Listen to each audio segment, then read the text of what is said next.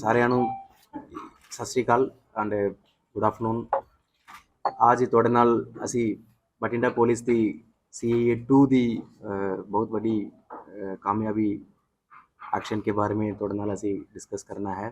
इस press conference राही। अपने SPD Shri Ajay Gandhi IPS और DSPD और CAA 2 इन्होंने जॉइंटली ये ऑपरेशन को फॉलो किया है। ये बेसिकली वेपन सप्लाई का मॉड्यूल है। इस मॉड्यूल ते असी दो बंदियां नूं गिरफ्तार किया है, एक मीता हरमीत और एक अमृतपाल। हरमीत मीता जींद दी हरियाणा विच रहने वाले हैं और अमृतपाल मुक्तसर दे रहने वाले हैं। ये दोनों करीब 25 साल की मुंडे ने और पहला भी इन्हां दे खिलाफ वैपन स्मगलिंग दा बरनाला दे विच केस रजिस्टर्ड ने। उस केस में भी काफ़ी वैपन इन्होंने सप्लाई किया पंजाब दे विच। और हुण इस मॉड्यूल आज जो बठिंडा पुलिस वालों जो कार्रवाई की है, इसमें भी असी लगभग टोटल 10 वैपन रिकवर किए ने इन्हों तो। और जोड़ा वैपन 6 पिस्तौल 32 बोर दी हैं और देसी कट्टे 315 बोर दे हैं, एक देसी रिवाल्वर 38 बोर दे हैं, एक पिस्तौल 30 बोर दे हैं और एक गड्डी इन्हों तो बरामद हुई है। और इन्होंने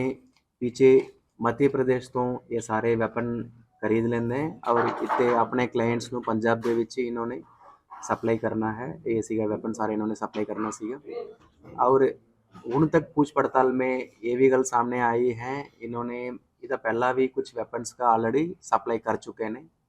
और जिवें लुधियाना और मोगा डिस्ट्रिक्ट के विच ऑलरेडी इन्होंने सप्लाई की हुई हैं। असी वो भी वर्कआउट कर रहे हैं। ये दोनों दोषी गिरफ्तार ऑलरेडी हो चुके हैं। हूँ साढ़े को रिमांड ते ने 6 तारीख तक असी पूछताछ करांगे। और इन्हां दे खिलाफ पहला भी केस रजिस्टर्ड ने इन्हां दे खिलाफ। एक तो बरनाला दे विच वैपन स्मगलिंग का भी है और मुक्तसर दे विच भी वैपन स्मगलिंग का और NDPS केस का भी है। इस केस दे विच एक जड़ा बंदा मुक्तसर दी एक भगोड़ा भी है, वांटेड भी है, उसमें इन्होंने अरेस्ट होनी है अमृतपाल दा। और पहले केस दे विच जो हरमीत मीता है वो जमानत पर आया है। जब उन्होंने फिर ये प्लान बनाया है, फिर मध्य प्रदेश से वेपन सप्लाई किया है और ये टाइमली हमारे CAA पुलिस दी एक्शन से ही और सारे सीनियर ऑफिसर ने पूरी ऑपरेशन मॉनिटर किया। बहुत अच्छी रिकवरी है, अराउंड 10 वैपन्स रिकवर करना एट ए टाइम है। और ये पीछे जो क्लाइंट्स है ये वैपन किते किते जाना है वो पार्ट ऑफ इन्वेस्टिगेशन है। असी फिलहाल थोड़े नाल शेयर नहीं कर रहे हैं, बट ये किते किते बड़ी लेवल की जो वारदात है असी रुके हैं। सो साढ़े टीम में असी रिवार्ड्स के लिए भी प्रपोज करेंगे, DG सर में असी रिक्वेस्ट कराएंगे।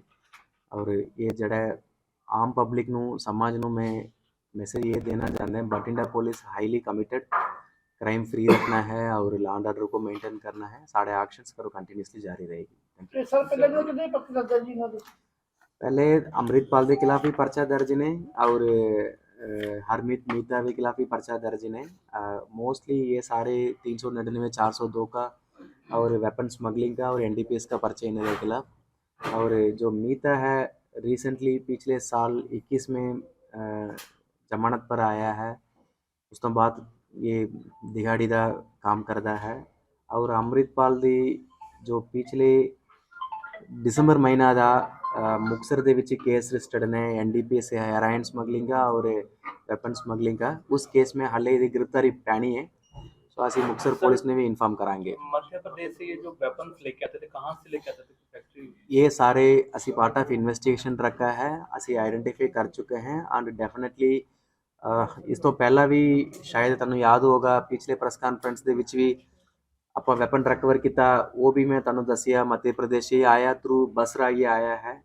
सो मध्य प्रदेश में किहड़े जिला दे विच इन्होंने ये लिए हैं जिथे तैयार होंदा है वो असी वर्कआउट कर ली हैं। और असी मध्य प्रदेश पुलिस नू कंसर्न डिस्ट्रिक्ट SP ऑफिसर नू असी फॉर्मली ये मसला को टेकअप कराएंगे। टेकअप करा के उत्ते ही अगर लोडिंदा एक्शन हो जाता है तो फिर तो हमारा काम इस तरफ का हेवी स्मगलिंग ना हो सके तो असी एक्शन लेवांगे। मसला जिहड़ा पिछोकड़ है, जिस तरह तुसीं दस्सिया असला पहला भी परचे इन्हां दे दर्ज होए, किसी खास गैंग नूं सप्लाई करदे आ जां अपराधिक लोकां नाल रैंडमली ਹੁਣ तक तो पूछताछ में जो इनकी क्लाइंट्स है रैंडमली क्लाइंट्स है एंड इसमें कुछ क्रिमिनल्स भी हैं और बाकी भी हैं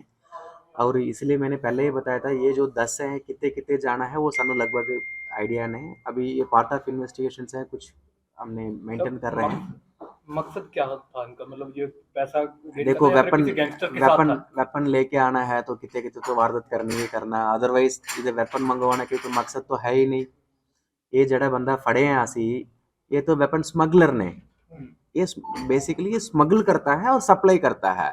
लेना खरीदना किसी और ने और उन्होंने कोई आगे आगे जैसे अभी फॉर एग्जांपल लुधियाना जिला में दो बंदे हमारे लिए वांटेड ने उन्होंने को असला ऑलरेडी पहुंच चुका है तो असि वर्कआउट कर रहे हैं जब वो फड़ो होगा तो पता लगेगा आगे उन्होंने की प्लान किया होया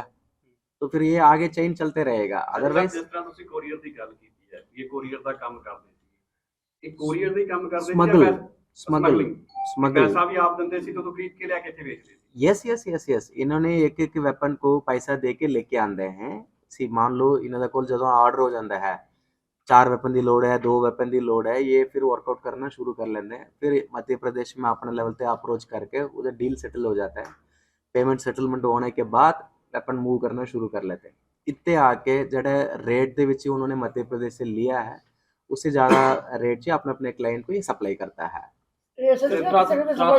ट्रांसपोर्टेशन का जरिया क्या था? देखो this is part of investigation last time को मैंने आपको बता दिया बस इस टाइम का हमारा डिफरेंट एंगल में इन्वेस्टिगेशन चल रही है देखो कई चीज़ें आप सवाल ज़्यादा पूछ सकते हैं मैं ज़्यादा डिस्क्लोज नहीं कर सकता हूँ मेरा फर्ज बनता है तो पब्लिक को एक कॉन्फिडेंस आनी चाहिए पुलिस का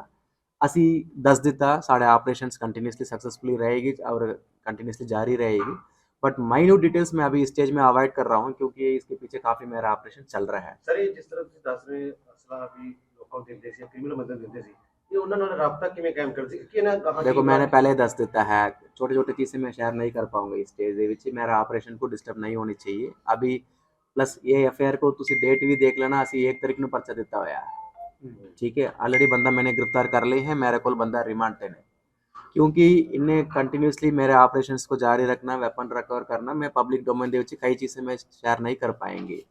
तो इसीलिए अगर मैं करना तो नाल नाल ही में पर्चा आपको शेयर कर सकते थे बट असी थोड़े अच्छी लेवल को ऑपरेशन सक्सेसफुल होने के तक वेट किया वेट करके फिर असी आज थोड़े नाल शेयर कर रहे हैं ਸਰ ਇਸ ਵਾਰ ਸਿਰਫ 10 6 तारीख तक साढ़े को रिमांड ने 10 ਹੀ ਲੈ ਕੇ ਆਏ ਸੀ ਜਾਂ ਰਾਸਤੇ 'ਚ ਪਹਿਲਾਂ ਕਿਸੇ ਨੂੰ ਹੋਰ ਵੀ ਦੇਖ ਕੇ ਆਏ ਨੇ चले गए हैं ऑलरेडी सर्कुलेशन हो चुकी है ਅੰਦਾਜ਼ਾ ਸਰ ਸਰ ਇਹ ਹੋਰ ਵੀ ਘਟਨਾਵਾਂ ਨੂੰ ਅੰਜਾਮ ਦਿੰਦੇ ਸੀ ਕਿ ਇਕੱਲਾ ਹਥਿਆਰ ਹੀ ਸਪਲਾਈ ਕਰਦੇ ਸੀ हाँ ये कल्ले हथियार सप्लाई करता है और इन्हें देख पास्ट हिस्ट्री भी तुसी देख लेना बरनाला ਦੇ ਵਿੱਚ ਵੀ उन्होंने फड़िया ਉਹਦੇ भी आसलन सप्लाई करता है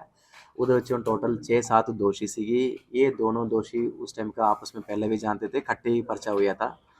और इन्हें दी जो मोडस ऑपरेंडी है जो तरीका वारदात तुसी कह दो ये इन्होंने वेपन को किसी स्टेट तो ऑर्गेनाइज कराना प्रॉपर तरीके नाल कोऑर्डिनेट करके ट्रांसफ़र करना है लेके आना है फिर अपने क्लाइंट तक पहुंचवाना है जेडे तुसी कहते हो ठीक है वेपन्स कुछ ऑलरेडी सर्कुलेशन में जा चुकी है it is under my networks उसमें हमारा team already they are working फिलहाल 10 इस स्टेज पे है और कुछ इससे पहले भी सप्लाई हो चुके हैं और इन्होंने फर्दर भी इन्होंने ऑर्डर की तैयारी में थे ਸਰ ਟੋਟਲ ਕਿੰਨੇ ਲੈ ਕੇ ਆਏ? देखो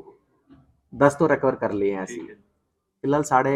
जो ऑपरेशन चल रही है मोगा और लुधियाना में 2-2 वेपन के लिए चल रहा है सो कुल 14 मिला ਲੈ ਕੇ के ਆਏ ਸੀ ਸਰ 16 मिला के ਸਰ ਇਹ ਆਪਣੇ ਜੇ ਗੱਲ ਕਰੀਏ ਕਿੰਨੇ ਪੈਸੇ ਲੈਂਦੇ ਸੀ ਕਲਾਇੰਟ ਜੇ ਆਪਾਂ ਐਵਰੇਜ ਦੀ ਗੱਲ ਕਰੀਏ देखो मेरा गल सुन लेना है अपा जो तुसी तो कदम ही नहीं होगा प्रेस कॉन्फ्रेंस शाम तक अपन बैठे रहेंगे ठीक है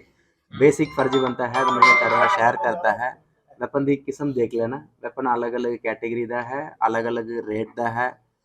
कभी किसी दी 20,000 25,000 15,000 40,000 डिफरेंट रेट में होता है ये सिर्फ पार्ट ऑफ इन्वेस्टिगेशन कितों पेमेंट आया किसी ने कितों दिता है थ्रू अकाउंट रागी पे कितना है जहाँ बंदे जाके कैश रागी पे करके आए दिस इज ऑलरेडी हमारे इन्वेस्टिगेशन में ले रहे हैं असी सो कुछ स्टेज इतने असी ਬੰਦੇ ਹੋਰ ਵੀ ਹੈ ना इस ग्रोथ तो फिलहाल 2 ही है ਦੋਨੇ ਫੜੇ ਗਏ दोनों खड़े हो गए हैं बट इससे जो आगे जिन जिन को सप्लाई हो चुका है उनके असी और रिकवर करने के लिए वर्कआउट कर रहे हैं ਗ੍ਰਿਫਤਾਰ ਕਿੰਨੇ ਕੀਤੇ ਜੀ ਗ੍ਰਿਫਤਾਰ ਕਿੰਨੇ ਕੀਤੇ दो बंदे गिरफ्तार हुए नहीं करीब 24-25 साल का है कोई खेती बाड़ी का काम करता है और 1-2 बंदा दिहाड़ी का काम करता है बट पास्ट हिस्ट्री इन्हें वेपन सप्लाई की ही है ये बेसिकली वेपन सप्लाई की ही इनकी मतलब एक्सपर्ट है वो पहले भी 2 साल से ही कंटिन्यूसली कर रहे हैं। जब जमानत पर आ गया फिर दोबारा इन्होंने प्लान करना शुरू कर दिए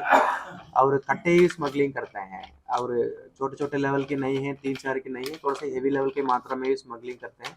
सो दैट इनकी कट्टे ऑपरेशन पूरी हो जाता है। सो इस तरफ का प्लान करके ये लोग करते हैं। बट साढ़े सी ए टीम का और हमारा सीनियर ऑफिसर्स के टाइमली ऑपरेशन सक्सेसफुल रहे हैं, बहुत बढ़िया रहे। सो ऑफिसर्स को मैं ऐसी रिवार्ड के भी प्रपोज कर रहे हैं।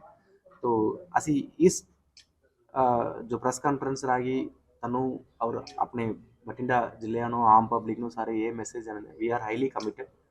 Crime law and order control करने we are taking best efforts.